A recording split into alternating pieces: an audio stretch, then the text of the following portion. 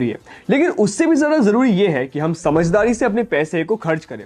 ये बात हम सबको पता है। हम सबको ये भी पता है कि अपने पैसे को सेव करना चाहिए।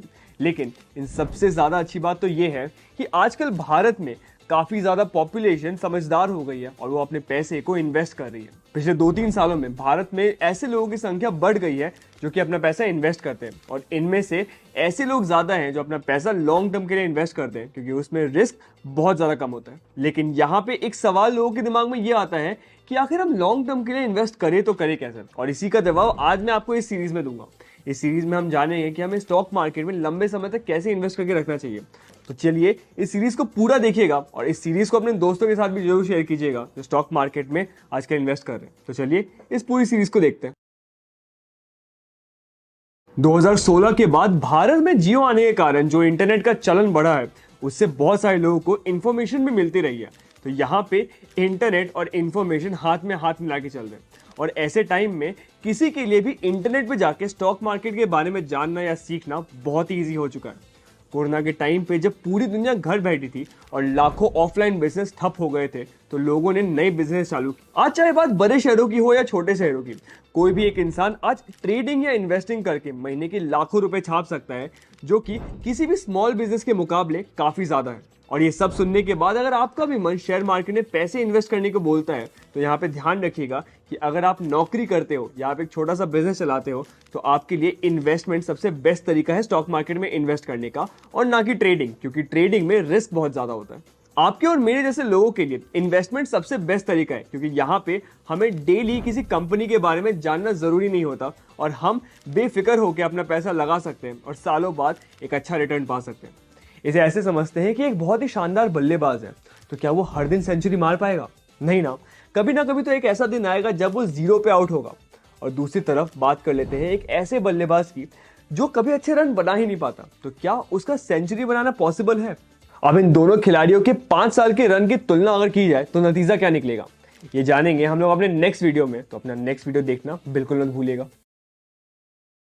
अगर आप पिछली वीडियो देख के यहाँ पे आए हो तो आप बहुत ही ज्यादा कंफ्यूज होंगे कि मैंने एक खिलाड़ी की बात क्यों की, जबकि हम बात तो स्टॉक मार्केट ही कर रहे थे।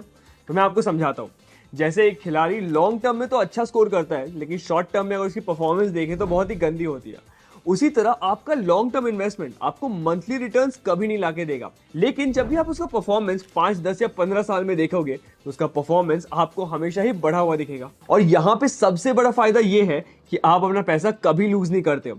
जब भी आप लॉन्ग टर्म इन्वेस्टमेंट के बारे में सोचते हो तो अपने रिस्क को एकदम मिनिमम कर लेते हो। आपका रिस्क यहाँ पे बहुत ज़्यादा बैलेंस हो जाता है और आपका पैसा सुरक्षित रहता है, और साथ ही साथ आपका पैसा बढ़ते भी रहता है। लेकिन यहाँ पे बात कुछ ऐसी है कि अगर आपको लॉन्ग टर्म इन्वेस्टमेंट करनी है तो आपको बहुत ही ध्यान से इस चीज को समझना पड़ेगा, क्योंकि आप अपना पैसा एक ऐसे कंपनी में डाल रहे हो जहां पे आप 5 से 10 साल उस पैसे को भूल जाओगे। तो यहाँ पे आपको उस कंपनी की समझ होना बहुत ज्यादा जरूरी है। हमें शेयर मार्केट में हमेशा ऐसे स्टॉक्स देखने चाहिए जो कि काफी ज्यादा नामी हो, जिनका बड़ा बिजनेस हो, वो हर बार मुनाफा कमाती हो और उनमें पोटेंशियल हो कि आपका पैसा वो बढ़ा के दे सके। पर ये सब आसान नहीं है।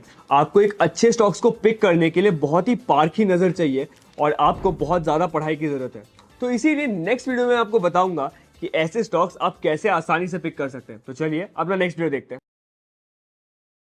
वॉरेन बफे इस दुनिया के सबसे कामयाब इन्वेस्टर्स में से एक हैं, और वॉरेन बफे का मानना है कि अगर आप स्टॉक मार्केट में इन्वेस्ट कर रहे हैं तो हमेशा लॉन्ग टर्म इन्वेस्टमेंट पे ही ध्यान दें, और किसी भी कारण से अगर आपके अंदर इतना सब्र नहीं है या फिर आप लॉन्ग टर्म इन्वेस्टमेंट नहीं कर सकते हैं तो आप स्टॉक मार्केट में घुसे ही नहीं। और ऐसा ये इसीलिए कहते हैं क्योंकि उन्होंने देखा है कि ज्यादातर लोग जो स्टॉक मार्केट से पैसा बनाते हैं या पैसा ऑलरेडी बना चुके हैं, उन्होंने लॉन्ग टर्म इन्वेस्टमेंट पे ही हमेशा ध्यान दिया, क्योंकि छोटे समय के लिए स्टॉक मार्केट में हमेशा छोटे फायदे होते हैं, और अगर आपको बड़ा फायदा देखना है तो हमेशा आपको बड़े टाइम के लिए इन्वेस्टमेंट करना पड़ेगा। तो चलिए आप सीखते हैं कि आप ऐसे कौन से स्टॉक्स पिक कर सकते हैं, उसे पिक करने का तरीका क्या है जिससे आप लॉन्ग टर्म में इन्वेस्टमेंट कर सकते हैं। तो यहाँ पे सबसे पहला चीज क्या आता है, कंपनी एनालिसिस का।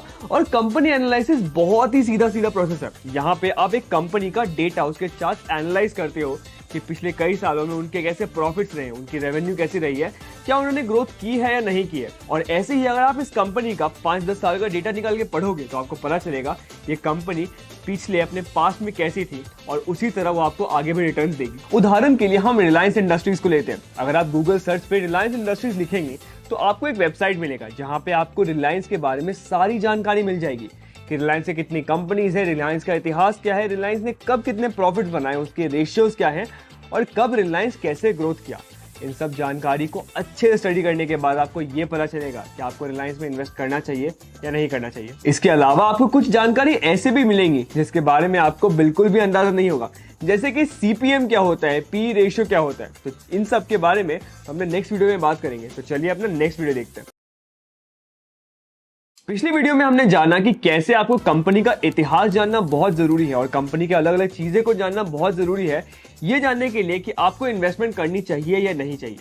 और इसी के दौर में हमें बहुत से ऐसे चीज मिले जिसका मतलब हमें पता ही नहीं है। जैसे कि सबसे पहला आता है सीएमपी। सीएमपी का मतलब होता है current market price of the share. Current market price of the share का सीधा सीधा मतलब ये होता है कि जिस टाइम पे आप अभी उस स्टॉक को देख रहे हैं उस टाइम में उस स्टॉक की वैल्यू कितनी है स्टॉक मार्केट के अंदर। अगर आप किसी भी कंपनी के सीएमपी को गौर से देखोगे तो आपको यह भी पता चलेगा कि उस कंपनी की अभी की वैल्यू कितनी है और पिछली वैल्यू कितनी थी, उस कंपनी के शेयर में कितना गिरावट आया या फिर वो कंपनी का शेयर कितना ऊपर गया। इसके अलावा आपको कंपनी की मार्केट कैप भी दिखेगी। आपका ये ध्यान रखना बहुत जरूरी है कि आपको उसी कंपनी में इन्वेस्ट करना चाहिए जिसका मार्केट कैप ज्यादा हो। मार्केट कैप का सीधा सीधा मतलब ये होता है कि उस कंपनी के कुल मिला के सारे शेयर्स की वैल्यू कितनी होती है। यहाँ पे आपके लिए एक बोनस टिप ये है कि आपको हमेशा उस कंपनी में इन्वेस्ट करना चाहिए जिस कंपनी का मार्केट कैप 20,000 करोड़ से ज्यादा हो। इसमें आपका रिस्क बहुत ही कम होगा और आपको यहाँ पे फायदा सबसे ज्यादा मिलेगा। इसके अलावा आपको पी रेशियो के बारे में भी जानना बहुत जरूरी है। पी रेशियो का सीधा सीधा मतलब ये होता है प्राइस टू अर्निंग रेशियो। इसका मतलब ये है कि इन्वेस्टर कंपनी की 1 रुपए की कमाई के लिए उस कंपनी पे कितना इन्वेस्टमेंट करने के लिए तैयार है। हमें हमेशा ध्यान रखना चाहिए कि पी रेशियो जितना कम हो उतना ही अच्छा, और हमें वैसे ही स्टॉक्स में इन्वेस्ट करना चाहिए जिसका पी रेशियो हमेशा 20 या 25 से कम हो। पी रेशियो देखते टाइम हमें यह ध्यान में रखना बहुत जरूरी है कि जिस कंपनी का पी रेशियो कम होगा वो कंपनी हमें और मुनाफा कमा के देगी और इस कंपनी में रिस्क कम होगा। तो हमेशा ऐसी कंपनीज को चुने इन्वेस्ट करने के लिए जिनका पी रेशियो हमेशा 20 या 25 से नीचे रहे। इसके अलावा भी कंपनी एनालिसिस में 2 और चीजें हैं जिसका ध्यान रखना बहुत ही ज्यादा जरूरी है अगर आप लॉन्ग टर्म इन्वेस्टमेंट करना चाहते हैं। तो चलिए जल्दी से हम वो दोनों चीज अपने नेक्स्ट वीडियो में देखते हैं। पिछले वीडियो में हमने जाना कि एक कंपनी का सीएमपी क्या होता है, उसका मार्केट कैप क्या होता है और पी रेशियो क्या होता है। इस वीडियो में हम सबसे पहले जानेंगे डेट टू इक्विटी रेशियो के बारे में। तो डेट टू इक्विटी रेशियो सीधा सीधा ये कहता है कि एक कंपनी ने कितना कर्ज लेके रखा हुआ है और वो कंपनी की कितनी क्षमता है वो कर्ज वापस करने की। हमें हमेशा ये देखना पड़ेगा कि डेट टू इक्विटी रेशियो 1 से हमेशा कम रहे, क्योंकि तभी ये कंपनी में इन्वेस्ट करना आपके लिए फायदेमंद होगा। और अगर ये नंबर 1 से ज्यादा होता है तो इसका मतलब ये है कि कंपनी ने कर्ज बहुत ज्यादा लेके रखा है और आगे आने वाले टाइम में ऐसा हो सकता है कि कंपनी अपना कर्ज ना चुका पाए।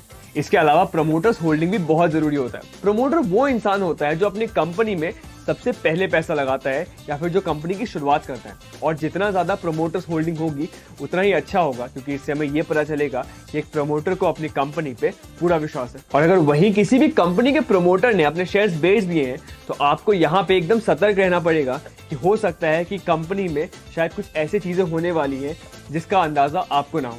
अब अगर बात लॉन्ग टर्म इन्वेस्टमेंट की है तो डिविडेंड भी एक अच्छा फैक्टर है, और यहाँ पे कंपनी एनालिसिस करते वक्त आपको हमेशा डिविडेंड यील्ड रेशियो पे ध्यान रखना जरूरी है। डिविडेंड यील्ड रेशियो ये बताती है कि अगर आप किसी कंपनी में इन्वेस्ट करते हो तो उस इन्वेस्टमेंट पे आपको कितना रिटर्न्स आता है पर साल एज अ डिविडेंड। आपको ये ध्यान में रखना पड़ेगा कि ये नंबर हमेशा 2 से 6% के बीच में होना चाहिए, जो कि एक अच्छा नंबर माना जाता है। तो ये थी मेन ऐसी चीजें जिन्हें आपका ध्यान में रखना बहुत जरूरी है जब आप लॉन्ग टर्म इन्वेस्टमेंट के बारे में सोचें। इसके अलावा भी बहुत सारी चीजें होती है जैसे कि सेल्स, प्रॉफिट, रेवेन्यू, लेकिन वो सब चीजें आप चार्ट देख के आसानी से समझ सकते हैं और ये सारी इन्फॉर्मेशन ईजिली अवेलेबल भी है कि इसे कैसे चेक करना है। मैं चाहूंगा आप इस सीरीज को शेयर भी करें ताकि आपको ही नहीं आपके